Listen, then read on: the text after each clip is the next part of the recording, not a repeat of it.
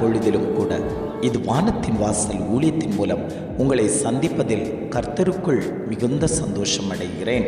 நான் தேவ சமூகத்தில் காத்து கிடக்கிறேன். ஆண்டவரிடத்தில் அநேக காரியங்களை கேட்கிறேன். ஆனாலும் என்னுடைய காரியங்கள் எல்லாம் தோற்று போனது போல் இருக்கிறதே. ஒரு ஜெயம் எடுக்க முடியாதபடிக்கு சத்ருவானவன் தடைப்படுத்தி வைத்திருக்கிறானே. எப்பொழுது என்னுடைய காரியங்கள் எல்லாம் வாய்க்கும் என்று அநேகர் தேவ சமூகத்தில் காத்து கிடக்கிறீர்கள் அல்லவோ? உங்களை பார்த்துத்தான் ஆண்டவர் சொல்லுகிறார், என் மகனே, என் மகளே, உன் ஆத்துமாவில் நீ எதையெல்லாம் நினைத்து கொண்டாயோ அந்த காரியங்களை எல்லாம் நான் உனக்கு நிறைவேற்றி தருவேன் என்று இன்றைய காலை பொழுதில் ஒவ்வொரு குடும்பங்களையும் பார்த்து ஆண்டவர் வாக்கு கொடுத்து கொண்டிருக்கிறார். இன்றைய காலை பொழுதிலும் கூட ஆண்டவர் நமக்கு தரக்கூடிய நல்ல வார்த்தை என்னவென்றால், சங்கீதங்களின் புஸ்தகம் 62ஆம் சங்கீதம் 5ஆம் வசனம் இவ்வாறாக சொல்கிறது, என் ஆத்துமாவே தேவனையே நோக்கி அமர்ந்திரு, நான் நம்புகிறது அவராலே வரும். வசனம் இவ்வாறாக சொல்லுகிறது, என் ஆத்துமாவே தேவனை நோக்கி அமர்ந்திரு, நான் நம்புகிறது அவராலே வரும். நீங்கள் நம்பிக்கொண்டிருக்கக்கூடிய காரியங்கள், நீங்கள் விசுவாசித்து கொண்டிருக்கக்கூடிய விஷயங்களில் கர்த்தர் உங்களது நம்பிக்கையை விருத்தாப்பம் பண்ணி உங்கள் நம்பிக்கையை அவர் நிறைவேற்றி தருவார். கர்த்தர் உங்கள் நம்பிக்கையை நிறைவேற்றி தருவேன் என்று இன்றைய காலை பொழுதில் ஆவியானவர் உங்களோடு கூட பேசிக்கொண்டிருக்கிறார். அநேக காரியங்களை குறித்து பிரயாசப்பட்டு கொண்டிருக்கிறார்கள்.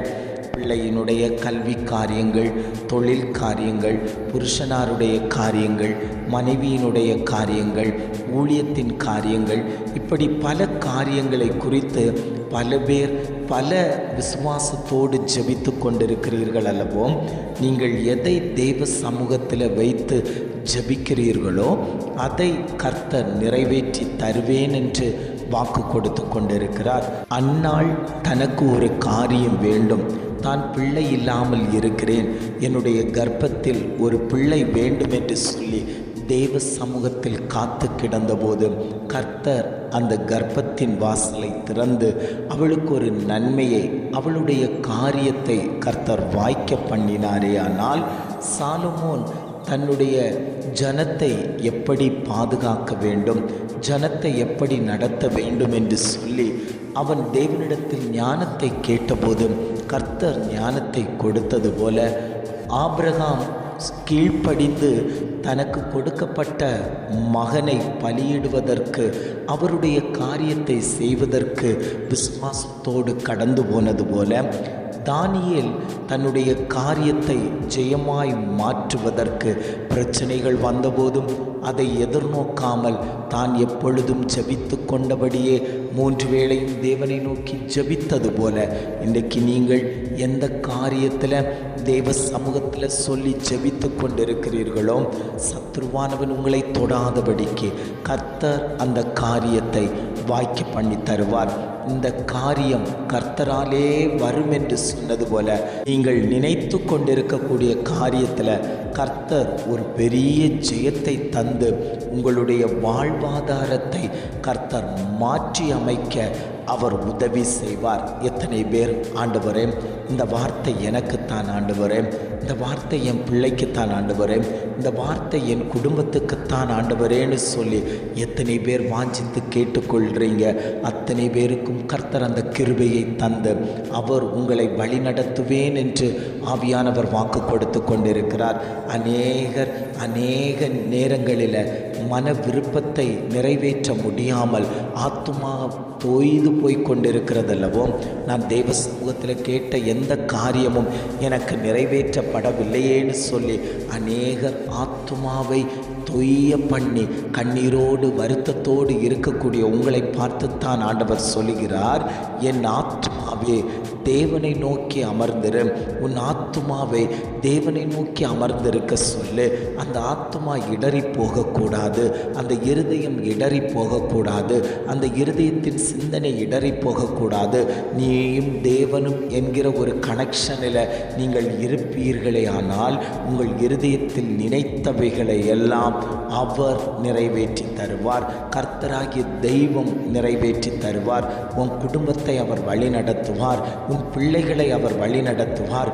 உனக்கு என்ன தேவையோ அதை தெய்வம் நிறைவேற்றி தரும் என்று ஆவியானவர் இன்றைய காலை பொழுதில் ஒவ்வொரு ஜனங்களையும் பார்த்து ஆண்டவர் வாக்கு கொடுத்து கொண்டிருக்கிறார். நீ நம்புகிறது கர்த்தராலே வரும், அவராலே வாய்க்க பண்ணும். நீ எந்த காரியத்தை நம்பி செய்து கொண்டிருக்கிறாயோ, படிக்க நீ நம்பி படித்து கொண்டிருக்கிறாயா, இந்த வேலை கிடைக்கணும்னு நீ இன்டர்வியூக்கு போய் கொண்டிருக்கிறாயா, இந்த தொழில் பண்ணணும்னு நீ இருதயத்தில் நினைத்திருக்கிறாயா, நான் பெரிய வேலையில் அமரணும்னு நீ நினைத்திருக்கிறாயா, உன் கடன் பாரத்தை மாற்றணும்னு நீ நினைத்து கொண்டிருக்கிறாயா, என் வியாதி மாறணும்னு நீ நினைக்கிறாயா, எந்த காரியத்தில் நீ நினைக்கிறாயோ அந்தந்த காரியங்களை எல்லாம் கர்த்தர் உனக்கு நிறைவேற்றி தருவேன் என்று இன்றைக்கு அவர் வாக்கு கொடுத்து கொண்டிருக்கிறார். ஜெபிக்கலாமா? அன்பின் பரலோக பிதாவே, இந்த காலை பொழுதிலும் கூட ஆவியானவர் எங்களுக்கு தந்த நல்ல வார்த்தைகளுக்காக நாங்கள் உமக்கு நன்றி செலுத்துகிறோம். ஆண்டவரே, என் ஆத்துமாவே தேவனையே நோக்கி அமர்ந்திரு, நான் நம்புகிறது அவராலே வரும் என்று அழகான ஒரு வார்த்தை தந்தீங்க. ஆண்டவரே, நாங்கள் நம்புகிறது கர்த்தராலே வரும் என்று நாங்கள் விசுவாசித்து ஜெபித்து கொண்டிருக்கிறோம். எங்களுடைய ஆத்துமாவை தேவ சமூகத்தில் ஊற்றி கொடுத்து கொண்டிருக்கிறோம். கர்த்தர் எங்கள் வாழ்க்கையில் பெரிய காரியங்களை செய்து எங்களை திடப்படுத்தும்படியாய் நாங்கள் ஜெபிக்கிறோம். ஆண்டவரே, இதை கேட்டுக்கொண்டிருக்கக்கூடிய ஒவ்வொரு குடும்பத்தையும் கர்த்தர் எடுத்து பயன்படுத்துவீராக. அந்தந்த குடும்பங்கள் எவைகளை நினைத்து கொண்டிருக்கிறார்களோ, விசுவாசித்து ஜெபித்து கொண்டிருக்கிறார்களோ, அந்த காரியங்களை கர்த்தர் ஜெயமாய் அவர்களுக்கு கொடுக்கும்படியாய் நாங்கள் ஜெபிக்கிறோம். ஆண்டவரே, உம்மை நம்புகிறவர்கள் ஒருபோதும் வெட்கப்பட்டு போனதில்லைன்னு சொன்னது போல ஆண்டவரே, நாங்கள் வெட்கப்பட்டு போகாதபடிக்கு கர்த்தர் எங்களை பலப்படுத்தும்படியாய் நாங்கள் ஜெபிக்கிறோம். ஆண்டவரே, இதை கேட்கிற ஒவ்வொரு ஜனங்களையும் கர்த்தர் பலப்படுத்துவீராக, கிருபைக்குள் மூடி மறைத்துக் கொள்வீராக. ஆவியானவருடைய மகத்துவம் குடும்பங்களில் செயல்பட்டு விட்டதற்காக நாங்கள் உமக்கு நன்றி செலுத்துகிறோம். இம்மட்டுமாய் நடத்தினவர் இனியும் நீர் அவர்களை வழி நடத்தும்படியாய் நாங்கள் ஜெபிக்கிறோம். எங்களை தாழ்த்தி தருகிறோம். துதி, கன, மகிமை எல்லாம் உமக்கே செலுத்துகிறோம். மீட்பர் இயேசுவின் மூலம் ஜெபிக்கிறோம் ஜீவனுள்ள நல்ல பிதாவே. ஆமென், ஆமென்.